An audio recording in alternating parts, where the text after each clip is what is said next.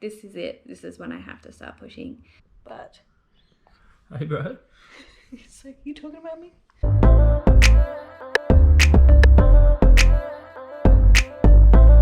Hi guys, and welcome back to our channel.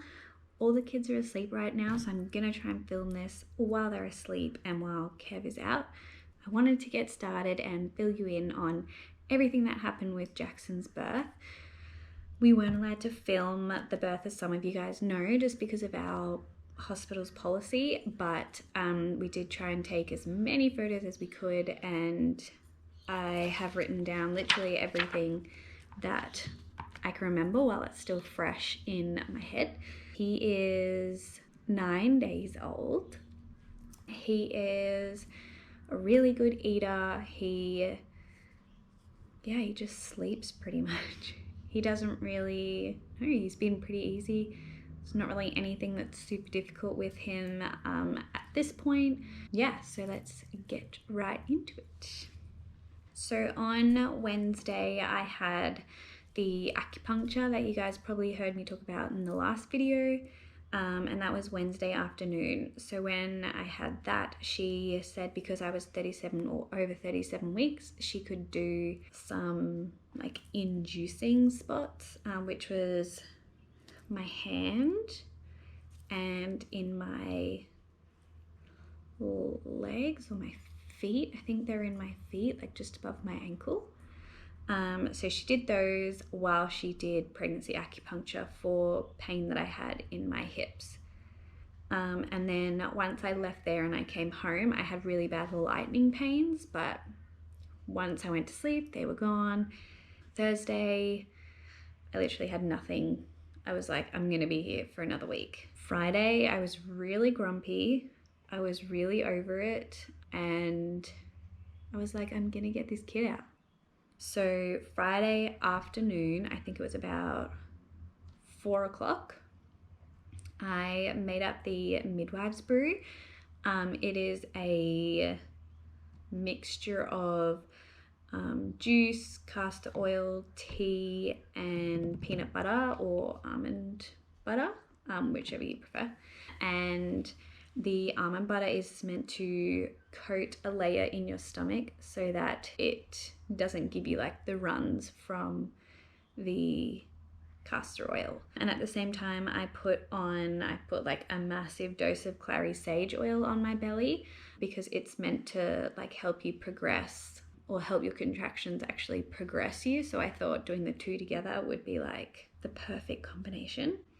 So by 5:30 I was having pain, but not really like contractions. I just felt every so often that I was just getting kind of an ache in my hip, and it never really got any worse until 7:30. So I messaged Kev saying that I needed him to come home just in case, because I've done this midwives brew, and it's actually what sent me into labor with Hudson as well. So Kev got home about 7, and we were just making, or we, I say we were making dinner. He was making dinner, and it was meant to be really yum. We were so excited to eat it, and Kev literally poured himself a gin and tonic, dropped the lime, I think, into his drink. My water broke. So that was at 7:55. I was having pains like every 3 to 4 minutes, but nothing super painful. I could still talk, I could still walk. I didn't think it was anything that was going to send me into labor. I'd had these pains before, but I went to sleep and they went away. So I didn't think this would be any different. But once my waters broke, I've never had them break at home. With Lucas, they broke my waters, and then with Hudson, I went to the hospital, and once I sat down and relaxed, then my waters broke. But this time it was like I actually felt the pop, and I felt him move, and I felt literally like the big gush.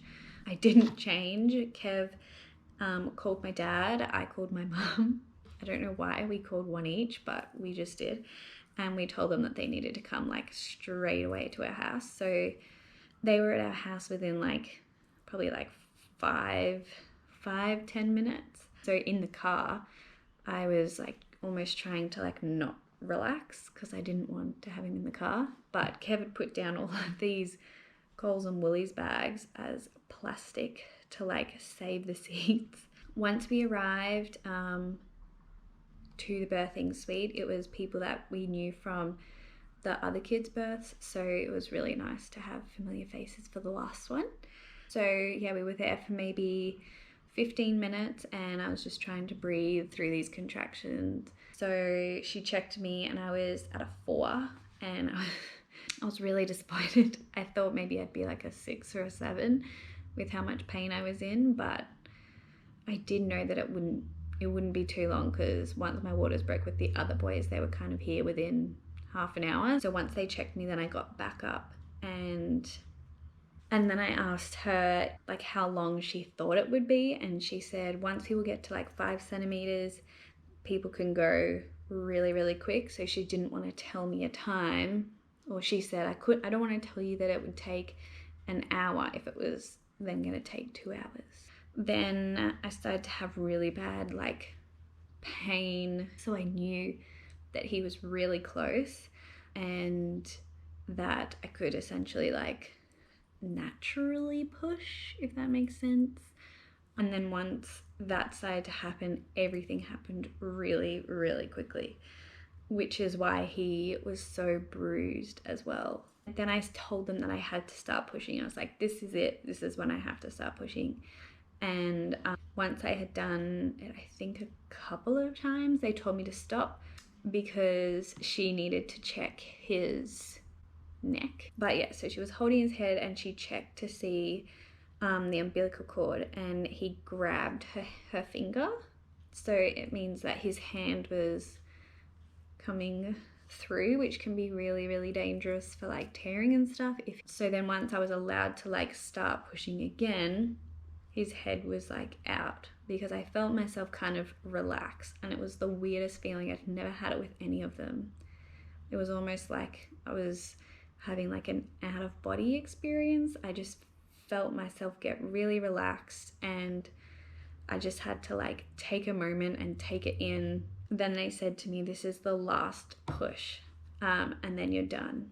So then it felt like forever before I had to push again. It just felt like it was like 5 minutes or something. Then when it did, then he came out. I think the midwife Donna, she had his head and his hand. Another midwife had his body, and then Kev came and grabbed him as well. And then they told me that I could grab him, but he was so slippery. And the umbilical cord, I just knew that I couldn't really hold him. That's like the photo that you'll see where I'm like over the top of him type thing. And the placenta hadn't quite like dropped enough, so the umbilical cord was quite short, so we had to stay kind of closer together. And then yeah, we did the cutting of the cord, and then I got to lay in the bed and then birth the placenta, but it did take a bit more time. I just felt really out of it. I was really, really sore. I was like, yeah, I've definitely torn, but luckily I didn't. I just had like a little graze that I won't even notice or haven't noticed. I wanted to get up and have a shower and just like get clean and stuff. So Kev took him and just kind of had some moments with him before they weighed him. Came and weighed him, and he was 3.5 kilos and 50 centimeters. And yeah, then we got taken to our room, and the first night was completely fine. He just slept. We had so much adrenaline that we didn't really go to sleep, so it was just too exciting. My recovery has been pretty much normal. I don't have anything too crazy. I do have to wear a elasticy thing around my belly just because just to help like with the ab separation. But that is pretty much it. Thank you guys so much for watching. I do have some footage from the hospital, so I will put that in right here, and I'll see you guys next time. Bye guys. Pretty prepared for my phone to just fill up with all of these videos of them doing nothing. Hi, you got your eyes open. Eyes.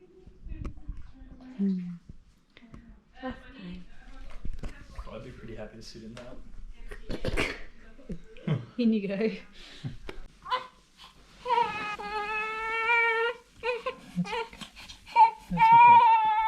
Once you're in the water, you'll be nice and happy.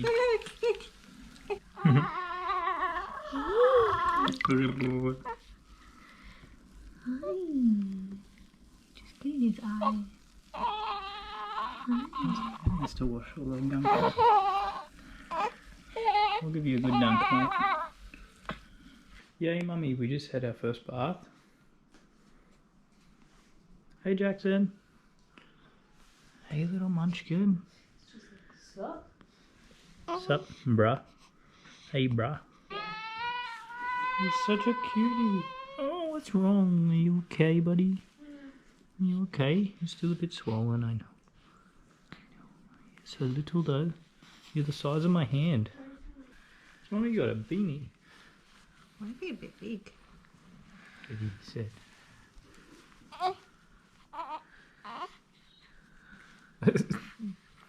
It's perfect. It's perfect. Yay. Howdy, Mama. Howdy. Day 2. Is it day 2? Technically it's day 3. Yeah, Like, but his second day. How good. Oh, camera's a bit dirty. Clean. Yeah. What a champion. yay! Give us a recap on how night 1 and night 2 went in comparison. Complete opposites. Yeah, who gives it go?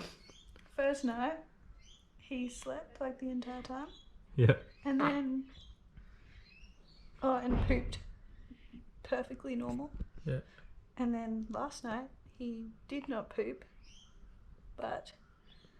Hey, bro. He's like, you talking about me? And last night, he did not sleep. He wanted to eat more and more and more. We did not sleep either. Every 2 hours. Yeah, or less. But hopefully that means he'll sleep today. Yeah, but that is okay because here at hospital we have a bottomless supply of coffee. So I'm happy. Alright. Time for brekkie. Look, how do you do this?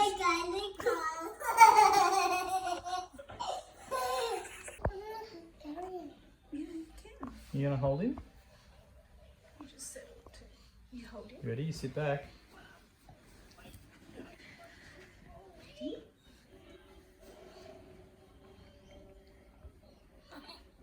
Make sure you hold him. Ready? Put your arm right around. Yay! Yay! Good. You give him a kiss on the forehead. Mwah. Yay! You can look, you ready? You go like this. You go.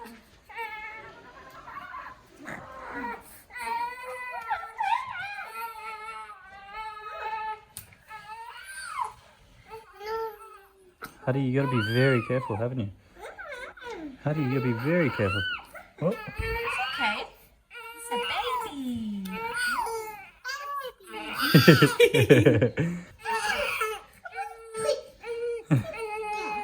Be careful, don't pick his nose. Hey, hey. There you go. You go like this. Huddy, you go like this. Yeah, gentle. Gentle. Very gentle. Gentle. Gentle. Very soft. Good boys. Bye. Okay. You stay at the hotel, Mum. You like You got this, you go. Okay. down on the bridge. Okay. Go on the bridge. Hooray. I see you tomorrow. Love you. Yep. Love you, Mom. Bye. Still good company. Ready to go home? Yeah. And we already lost a sock, but that's okay. He's so cute.